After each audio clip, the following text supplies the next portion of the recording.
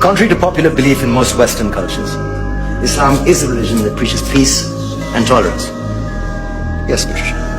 If Islam truly is a religion that preaches peace, then how come the world's most troubled spots, the West Bank, Afghanistan, Pakistan, Iraq, they're all plagued with Islamic terrorism? And some might argue that the US invasions of countries like Iraq and Afghanistan are also acts of terrorism, No, those were acts of war to get rid of despotic regimes. or a means of getting at a country's oil. Conspiracy theories. Well, Yeah? yes, please. Go ahead, Chris. I mean, if we're talking about terrorists, the world's biggest terrorists are the white superpowers. Come on now. No, really, stop and think about it. Explain 9/11. Do you know how many people died in the Twin Towers strike?